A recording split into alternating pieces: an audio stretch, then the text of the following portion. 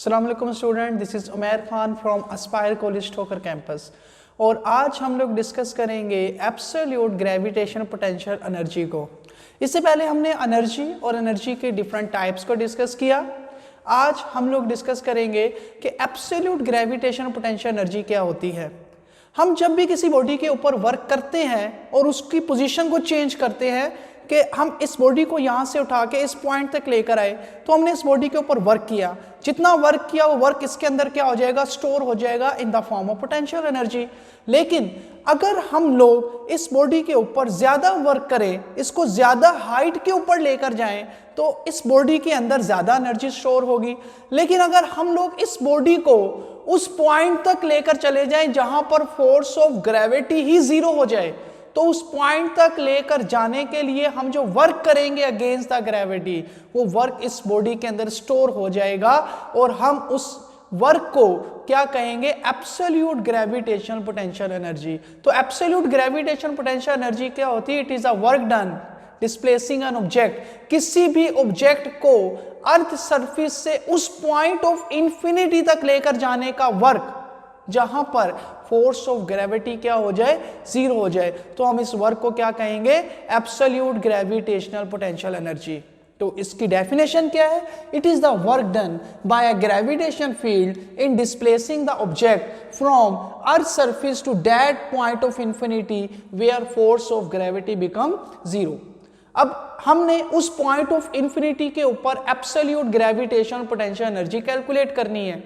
तो किसी भी पॉइंट पे जब हम एनर्जी कैलकुलेट करते हैं, तो हम उस पॉइंट के ऊपर एनर्जी कैलकुलेट करने से पहले अपना वर्क कैलकुलेट कर लेते हैं कि हमें उस बॉडी को उस पॉइंट तक लेकर जाने के लिए कितना वर्क करना पड़ेगा। तो यहां पर भी मैं अपना वर्क कैलकुलेट कर लेता हूं कि मुझे बॉडी को उस पॉइंट तक लेकर जाने के लिए कितना वर्क करना पड़ेगा। फॉर एग्जाम्पल, हमारे पास ये अर्थ है और ये है वो पॉइंट ऑफ इंफिनिटी जहां तक मुझे इस बॉडी को लेकर जाना है। अब अर्थ के सेंटर से मैं इस वर्क बॉडी को मूव करवा के उस पॉइंट ऑफ इंफिनिटी तक लेकर जाना चाह रहा हूं। तो हमने वर्क का फार्मूला पढ़ा था कि जब भी आप स्पेस में मूव करेंगे, पोजीशन को चेंज करेंगे, तो वर्क का फार्मूला क्या होगा, W = mgh। तो हम इस फार्मूले से वर्क कैलकुलेट कर सकते हैं। लेकिन यहां पर ये फार्मूला एप्लीकेबल नहीं है, क्योंकि ये फार्मूला एप्लीकेबल था जब G की वैल्यू हमारे पास क्या हो, कांस्टेंट हो। लेकिन जैसे जैसे हम अर्थ से ऊपर मूव करते जाएंगे तो G की वैल्यू क्या होती रहेगी, चेंज होती रहेगी। तो जब G की वैल्यू चेंज हो रही है हर पॉइंट के ऊपर, तो हम लोग इस फार्मूले की मदद से वर्क कैलकुलेट नहीं कर सकते। तो यहां पर हमें कोई और एक्सप्रेशन कैलकुलेट करना पड़ेगा जिसकी मदद से हम लोग ये वर्क कैलकुलेट कर सकें।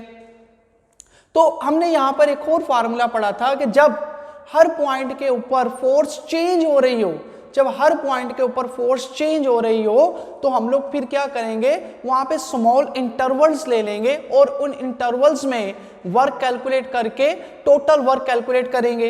तो पहला पॉइंट कि यहां पर mgh फार्मूला जो है ये अप्लाई नहीं हो सकता, क्योंकि ये फार्मूला सिर्फ near the surface of earth he applicable है। क्योंकि जब हम बॉडी को ज्यादा हाइट पे लेके जाएंगे तो G की वैल्यू चेंज हो जाएगी, तो हमारे पास फिर ये फार्मूला एप्लीकेबल नहीं रहेगा। फिर हम यहाँ पे एक और फार्मूला ड्राइव करने लगे हैं।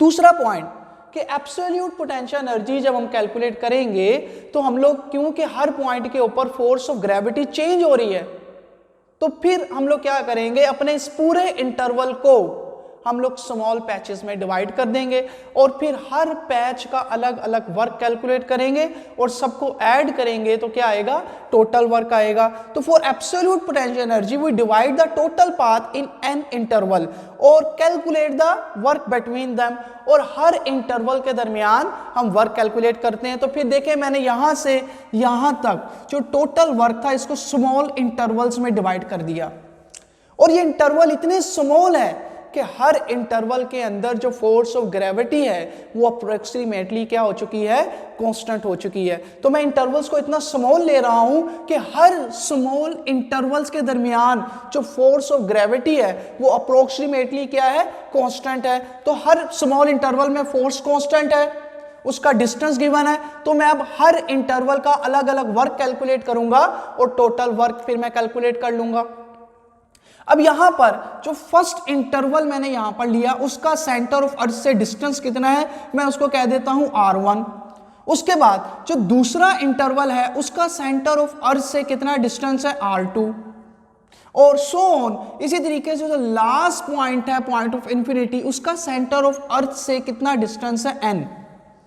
अब अगर मैं 1 और 2 के दरमियान डिस्टेंस कैलकुलेट करना चाहूं कि जब बॉडी 1 से 2 तक गई तो बॉडी ने कितना डिस्टेंस कवर किया, अगर मैं सिर्फ ये डिस्टेंस कैलकुलेट करना चाहूं तो मैं इस डिस्टेंस को कह देता हूं डेल्टा R।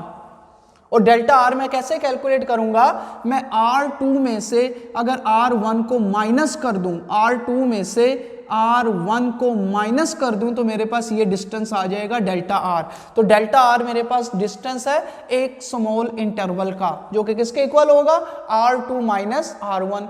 इसी तरीके से अगर मैं पहले इंटरवल का एक मिड पॉइंट कैलकुलेट करना चाहूं, सेंटर पॉइंट, तो मैं सेंटर पॉइंट को यहां पे क्या नाम दे देता हूं, R का। ये सेंटर पॉइंट का जो डिस्टेंस है इस पॉइंट से वो मेरे पास क्या है, R। और ये सेंटर पॉइंट मैं कैसे कैलकुलेट करूंगा, ये सेंटर पॉइंट कैलकुलेट करूंगा एवरेज मेथड के जरिए R1 plus R2 divided by 2। मैं इन दोनों की एवरेज लूंगा तो मेरे पास ये सेंटर पॉइंट आ जाएगा। तो यहां से मैंने दो इक्वेशन बनाई, एक मेरे पास R की वैल्यू कितनी है, R1 प्लस R2 ओवर 2, और डेल्टा R की वैल्यू कितनी है, R2 माइनस R1। अब हमने फोर्स ऑफ ग्रेविटी पढ़ी है कि फोर्स ऑफ ग्रेविटी होती है Gmm ओवर R स्क्वायर, और यहां पर जैसे जैसे हम हाइट पे जाते जाएंगे तो हमारे पास जैसे जैसे हम लोग अपवर्ड मूव करेंगे तो फोर्स ऑफ ग्रेविटी क्या होती जाएगी, लेस होती रहेगी। इसलिए मुझे हर इंटरवल में अलग अलग वर्क कैलकुलेट करना पड़ रहा है। अब यहां पर अगर इस इक्वेशन से आप देखें, अगर मैं यहां से R2 की वैल्यू कैलकुलेट करूं तो R2 की वैल्यू मेरे पास क्या आएगी, R1 इधर माइनस हो रहा है, अगर मैं इसको यहां पर भेजूं तो R1 इधर आके क्या हो जाएगा, प्लस हो जाएगा। तो मेरे पास R2 की वैल्यू क्या आई, R2 is equal to delta R plus R1। और ये वैल्यू आप यहां पर जाके पुट कर दें इस R2 की जगह पर। तो जब ये वैल्यू यहां R2 की जगह पर पुट करेंगे तो देखें ये इक्वेशन क्या बनेगी, R is equal to R1 plus ये आपने वैल्यू पुट कर दी R2 की, डेल्टा R प्लस R1। अब यहां पर इसको सोल्व करें, R1 और R1 ये दोनों मिलकर हमारे पास कितना हो गए, 2R1 plus delta R over 2। अब यहां पर ये दोनों वैल्यू 2 से डिवाइड हो रही है तो मैं इन दोनों को अलग अलग 2 से डिवाइड कर देता हूं। तो देखें 2R1 over 2 plus delta R over 2, तो यहां पर ये 2 से कैंसिल हो गया, तो हमारे पास क्या वैल्यू बच गई, R1, और ये वैल्यू बच गई डेल्टा R ओवर 2। इसके बाद मैं क्या करता हूं, दोनों साइड के ऊपर स्केयर ले लेता हूं। मैं यहां पर भी स्केयर लेने लगा हूं और इस पॉइंट के ऊपर यहां पे भी इसका भी स्केयर लेने लगा हूं। तो जब मैं स्केयर लूंगा तो यहां स्केयर का फार्मूला ओपन करें, a square plus b square plus 2ab। तो जब यहां स्केयर का फार्मूला ओपन करेंगे तो हमारे पास क्या आएगा, R1 square plus delta R over 2 square plus 2ab। अब a की वैल्यू है R1 और b की वैल्यू है डेल्टा R ओवर 2। यहां पर ये 2 जो है इस 2 से कैंसल आउट हो गया, तो मेरे पास क्या वैल्यू बच गई, R1 square plus delta R over 2 का square plus R1 delta R। अब यहां पर ये जो डेल्टा R ओवर 2 है, डेल्टा R डिस्टेंस है एक इंटरवल का, क्योंकि ये इंटरवल बहुत स्मॉल है। तो जब मैं इन स्मॉल वैल्यू का स्केयर लूंगा तो स्मॉल वैल्यू का स्केयर लेने से फाइनल आंसर और स्मॉल हो जाता है। तो ये वैल्यू इतनी स्मॉल है कि अगर मैं इस वैल्यू को निग्लेक्ट कर दूं तो हमारे फाइनल एक्सप्रेशन पे इससे कोई फर्क नहीं पड़ेगा। तो मैं यहां पर ये जो वैल्यू थी डेल्टा R ओवर 2 का स्केयर, अगर मैं इसको निग्लेक्ट कर दूं तो फाइनल एक्सप्रेशन के ऊपर कोई फर्क नहीं पड़ेगा। तो मैं इस वैल्यू को यहां पर निग्लेक्ट करने लगा हूं। अगर इस वैल्यू को निग्लेक्ट कर दूं तो बाकी वैल्यू क्या बच गई, R1 square plus R1 delta R। अब यहां पर मैं डेल्टा R की वैल्यू वापस पुट करने लगा हूं। डेल्टा R की वैल्यू हमने क्या पढ़ी थी, delta R is equal to R2 minus R1। तो जब ये वैल्यू यहां पर डेल्टा R की पुट करूंगा तो मेरे पास क्या आएगा, R2 माइनस R1।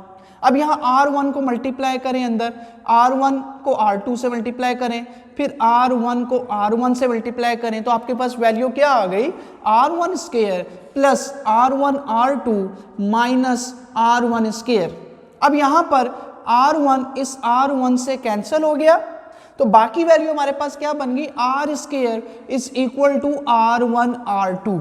अब ये वैल्यू जो मैंने कैलकुलेट की है, मैं इस वैल्यू को दोबारा इस इक्वेशन में जाके पुट करूंगा, तो मेरे पास फोर्स क्या बन जाएगी, मेरे पास फोर्स आएगी F is equal to GMM over R1 R2। तो मेरे पास ये जो इक्वेशन थी इसको मैंने मॉडिफाई कर दिया। मैंने ऐसा क्यों किया, क्योंकि फर्स्ट इंटरवल के अंदर मेरे पास दो रेडियस इन्वॉल्व थे। यहां नीचे देखें तो आपके पास रेडियस R1 है और अगर यहां पर देखें तो रेडियस R2 है, तो इसलिए मैंने अपनी इक्वेशन को मॉडिफाई कर दिया और R स्क्वायर की जगह पे मैंने R1 और R2 लिख दिया। ठीक है, अब हम क्या करेंगे, अब हम वर्क कैलकुलेट करेंगे और फिर टोटल वर्क हम लोग निकालेंगे। ओके स्टूडेंट्स, तो हमारे पास फोर्स क्या आई, F is equal to GMM over R1 R2। अब मैं क्या करता हूं, अब मैं फर्स्ट इंटरवल का वर्क कैलकुलेट करता हूं। तो मेरे पास फर्स्ट इंटरवल का वर्क क्या होगा, work is equal to F dot D। First interval की फोर्स है F1 और फर्स्ट इंटरवल का जो डिस्टेंस है वो मैं किससे रिप्रेजेंट कर रहा हूं, डेल्टा R। जब मैं डॉट खत्म करूंगा तो मेरे पास क्या आएगा, कोस ऑफ थीटा। अब यहां पर एंगल कितना है, अब देखिए बॉडी जो है वो अपवर्ड मूव कर रही है और जो फोर्स ऑफ ग्रेविटी है वो उसको कहां खींच रही है, वो उसको डाउनवर्ड खींच रही है। तो देखिए फोर्स ऑफ ग्रेविटी और डिस्प्लेसमेंट के दरमियान कितना एंगल आ रहा है, 180। तो यानी कि यहां पर जो एंगल है मेरे पास वो कितना पुट करूंगा, 180। फोर्स की वैल्यू कितनी है, GMM ओवर R1 R2 और डेल्टा R की वैल्यू कितनी है, R2 माइनस R1 और यहां पर जो एंगल है कोस थीटा, ये एंगल कितना पुट करूंगा, 180 और 180 किसके इक्वल होता है, 180 इज इक्वल टू -1। तो ये वैल्यू जब -1 पुट करूंगा तो माइनस स्टार्ट में आ गया और बाकी GMM over R1 R2 into R2 minus R1। अब अगर यहां पर देखें तो ये जो R2 और R1 ये डिवाइड हो रहे हैं R1 R2 से, तो यहां पर भी मैं क्या करूंगा, इन दोनों को सेपरेटली डिवाइड कर दूंगा।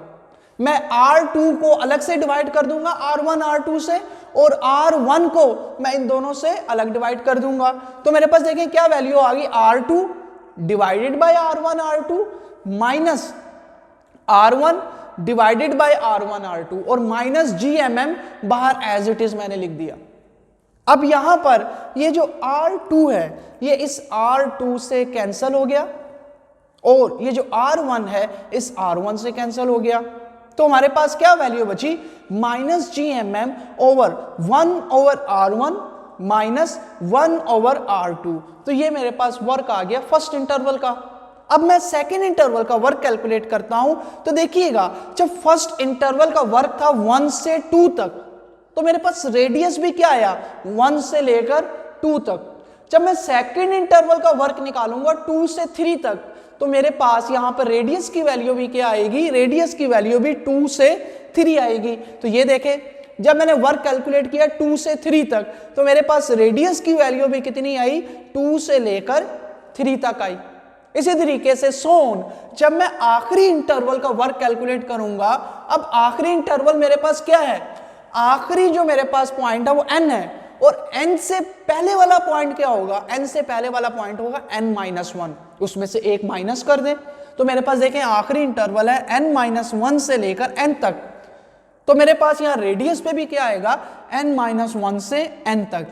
तो ये मेरे पास सारे वर्क कैलकुलेट हो गए। अब अगर मुझे टोटल वर्क कैलकुलेट करना है तो मैं इन तमाम वर्क को यहां पर ऐड कर लेता हूं। अब जब इन तमाम वर्क को मैं ऐड करूंगा तो देखिएगा टोटल वर्क क्या आएगा। अब अगर इन सब वर्क में आप देखें तो इन सब वर्क के अंदर माइनस GMM और इसी तरीके से माइनस GMM, ये माइनस GMM हमारे पास सेम है।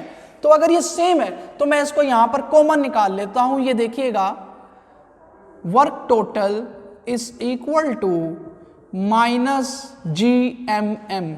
अब ये माइनस GMM मेरे पास कॉमन निकल आया। अब माइनस GMM कॉमन आ गया, बाकी वैल्यू क्या बची, अब फर्स्ट पैच के अंदर मेरे पास बाकी वैल्यू क्या बचेगी, 1 over R1 minus 1 over R2। तो मेरे पास देखें बाकी वैल्यू क्या बच गई, 1 over R1 minus 1 over R2। इसी तरीके से दूसरे पैच में क्या वैल्यू बच गई, plus 1/r2 minus 1/r3 and so on. आखिरी पैच में क्या वैल्यू बचेगी? 1/rn minus 1 minus 1/rn। तो ये मेरे पास सब रेडियस की वैल्यू आ गई। अब अगर इस वैल्यू में आप देखें तो आपके पास ये जो सेकंड वैल्यू है ये है -1/r2 और जो थर्ड वैल्यू है वो है +1/r2। तो हमारे पास ये दोनों कैंसिल हो जाएंगे। देखिए पहले माइनस है फिर उसी को प्लस है। इसी तरीके से यहां पर देखें -1/r3 है, जो नेक्स्ट वैल्यू होगी वो क्या होगी? +1/r3 and so on. आप देखेंगे कि सारी वैल्यू प्लस माइनस की कैंसिल हो जाएंगी, सिर्फ हमारे पास दो वैल्यू बचेंगी, एक फर्स्ट वैल्यू 1/r1 और एक लास्ट वैल्यू 1/rn। इसके अलावा बाकी तमाम वैल्यू यहां पर कैंसिल आउट हो गई। तो मेरे पास क्या फाइनल एक्सप्रेशन आ गया? The total work is equal to -gmm 1/r1 minus 1/rn। अब यहां पर ये जो 1/rn था, अगर मैं इसको सोल्व करूं तो देखें rn कौन सा पॉइंट था? rn पॉइंट था पॉइंट ऑफ इंफिनिटी। तो मैं यहां पर इस rn की जगह पर मैं अगर इसको यहां पर लिख लूं 1/rn, तो ये rn कौन सा पॉइंट था? Point of infinity. तो मेरे पास 1/∞ आ गया और 1/∞ की वैल्यू क्या होती है? 0। तो ये वैल्यू जो थी 1/rn, इसकी वैल्यू कितनी हो गई? 0 हो गई। तो मैं जब यहां पर 0 पुट करूंगा तो मेरे पास क्या वैल्यू आएगी? -gmm 1/r1 minus 0। तो मेरे पास फाइनल वर्क आ गया, work is equal to -gmm/r1। अब इसी वर्क को मैं एनर्जी का नाम दे दूंगा और एब्सोल्यूट ग्रेविटेशन पोटेंशियल एनर्जी को U से रिप्रेजेंट करते हैं। तो मैं यहां पर W की जगह पे U लिख दूंगा तो मेरे पास वैल्यू आ गई -gmm/r1। और इन जनरल जब मैं इसको लिखूंगा तो मेरे पास यहां पर R1, R2, R3 नहीं लिखते, बल्कि इन जनरल हम लोग कोई भी एक वैल्यू लिख देते हैं। तो इन जनरल मेरे पास वैल्यू आ गई -gmm/r। अब ये आपने absolute gravitation potential energy calculate कर ली। अब ये जो एनर्जी कैलकुलेट की है, ये एनर्जी आपने कैलकुलेट की है at the centre of earth. At the centre of earth, ये अर्थ के सेंटर से आपने एनर्जी निकाली है।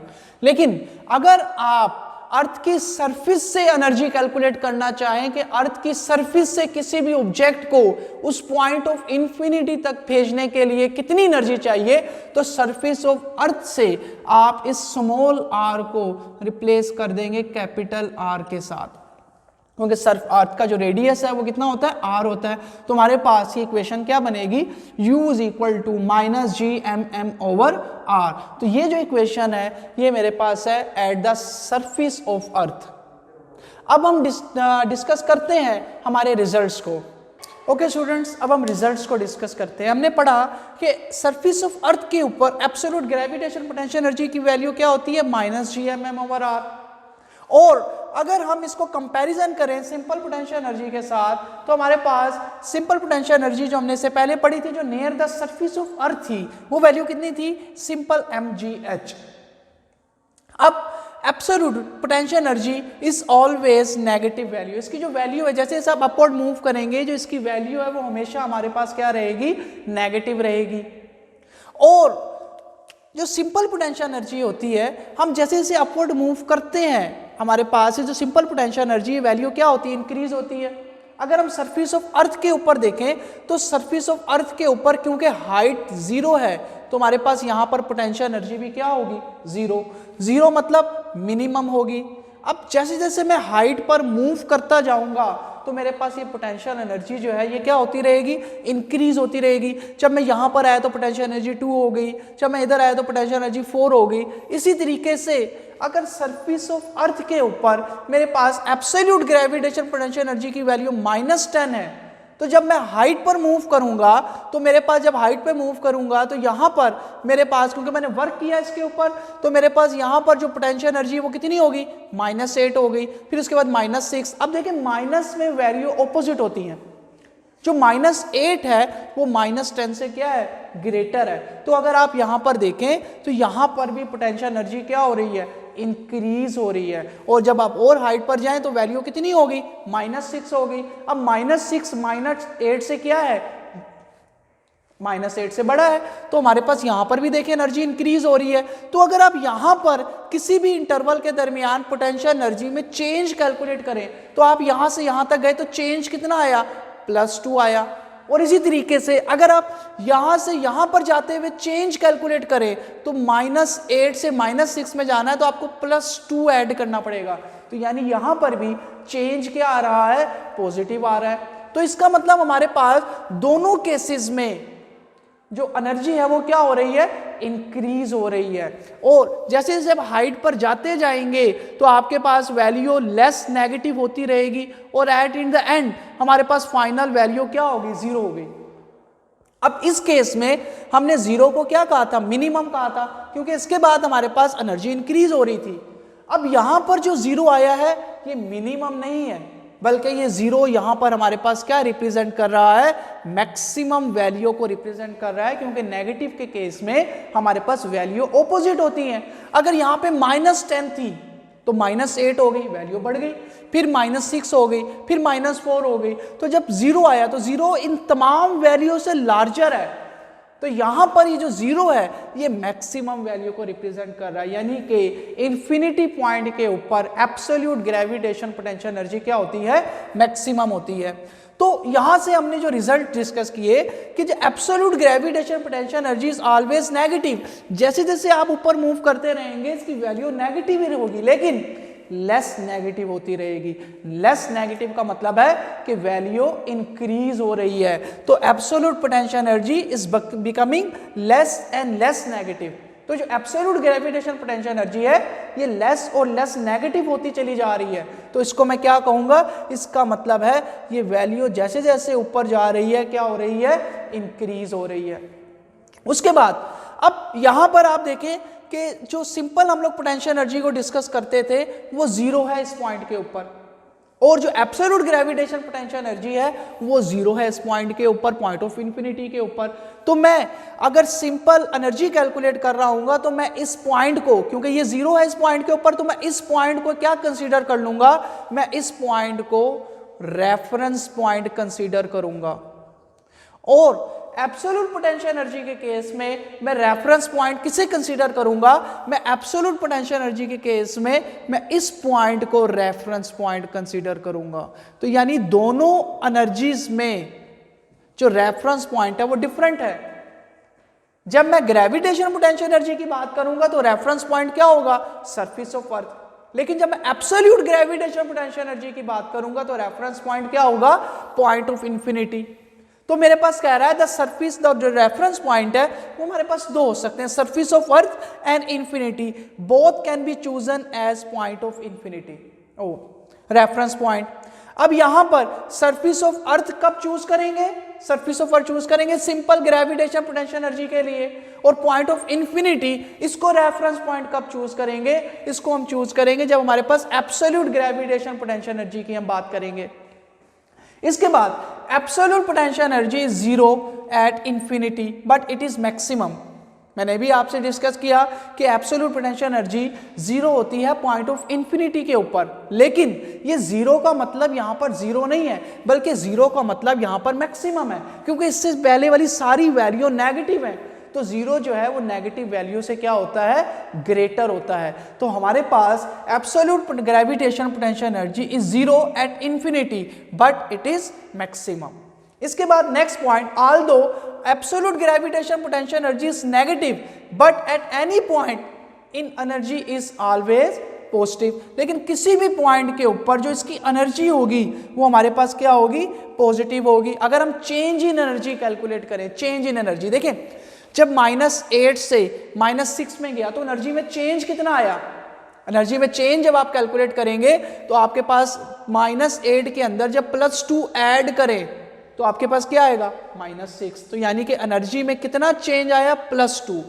तो कह रहा है बेशक हमारे पास जो एब्सोल्यूट ग्रेविटेशन पोटेंशियल एनर्जी है वो नेगेटिव है, लेकिन जब आप चेंज कैलकुलेट करेंगे तो चेंज क्या आएगा, पॉजिटिव आएगा। तो याद रखिएगा potential energy is not important. किसी भी पॉइंट के ऊपर अगर मैं आपसे कहूं इस पॉइंट के ऊपर पोटेंशियल एनर्जी 3 है तो ये इंपॉर्टेंट नहीं है, बल्कि ये चीज़ इंपॉर्टेंट है कि इस पॉइंट से इस पॉइंट तक जाते हुए पोटेंशियल एनर्जी में चेंज कितना आया। तो हम जब भी पोटेंशियल एनर्जी को कैलकुलेट करते हैं तो हमारे पास पोटेंशियल एनर्जी को कैलकुलेट करने के लिए चेंज इंपॉर्टेंट है। तो याद रखिएगा कि हमारे पास चेंज इज ऑलवेज पॉजिटिव। तो जब भी हम चेंज कैलकुलेट करेंगे तो हमारे पास चेंज क्या आएगा, वो पॉजिटिव आएगा। लास्ट पॉइंट, ये जो नेगेटिव साइन हमने डिस्कस किया था, नेगेटिव साइन क्या शो कर रहा है, ये नेगेटिव साइन शो कर रहा है कि जो एब्सोल्यूट ग्रेविटेशन फोर्स है, ये फोर्स हमारे पास क्या है, फोर्स ऑफ अट्रैक्शन, ये बॉडीज को अपनी तरफ खींच रही है और बॉडी क्योंकि अगेंस्ट द ग्रेविटी मूव कर रही है, इसलिए हमारे पास यहाँ पर नेगेटिव साइन आया। तो negative sign shows that force of gravity is the force of attraction, कि जो फोर्स ऑफ ग्रेविटी है वो हमारे पास क्या है, फोर्स ऑफ अट्रैक्शन। अब एक लास्ट पॉइंट मैं यहाँ पे डिस्कस करूंगा कि नेगेटिव साइन एक और चीज भी शो कर रहा है। ये नेगेटिव साइन शो कर रहा है कि अगर मैं कहूं कि मेरे पास -10 रुपीज हैं, तो इसका मतलब है मेरे पास -10 रुपीज की कमी है, कि मुझे 10 रुपये चाहिए। तो यहाँ पर जो नेगेटिव साइन शो कर रहा है ना, इसका मतलब है कि इसको यहाँ पर इतनी एनर्जी चाहिए। जब आप इसको इतनी एनर्जी दे देंगे तो ये उस पॉइंट तक चला जाएगा। तो यहाँ पे ये -gmm क्या शो कर रहा है कि यहाँ पे इसको इतनी एनर्जी चाहिए, और जब आप इसको इतनी एनर्जी दे देंगे तो ये उस पॉइंट तक चला जाएगा। अब ये देखें, यहाँ पर जमीन की सरफेस के ऊपर कितनी एनर्जी थी, -gmm/r, यहाँ पे इसको इतनी एनर्जी चाहिए थी। जब आपने इसको इतनी एनर्जी दे दी तो हमारे पास उस पॉइंट ऑफ इन्फिनिटी पे एनर्जी कितनी है, 0। अगर आप चेंज इन एनर्जी कैलकुलेट करें तो चेंज इन एनर्जी देखें कितना आएगा, फाइनल माइनस इनिशियल, तो माइनस और माइनस कितना हो गया, प्लस। तो ये देखें चेंज इन एनर्जी क्या आया, वो वैल्यू प्लस में आई। तो यानी कि जमीन की सरफेस के ऊपर इसको इतनी एनर्जी चाहिए, ये माइनस साइन क्या रिप्रेजेंट कर रहा है, इतनी एनर्जी चाहिए उस पॉइंट तक जाने के लिए। और जब उस पॉइंट पे चला जाएगा तो एनर्जी में चेंज आप देखें उतना ही आया है जी, लेकिन प्लस के साथ, यानी कि अब इसके पास इतनी एनर्जी आ चुकी है, कितनी, +gmm/r। तो स्टूडेंट ये था हमारा आज का आर्टिकल। इंशाल्लाह फिर मुलाकात होगी। अल्लाह हाफिज़।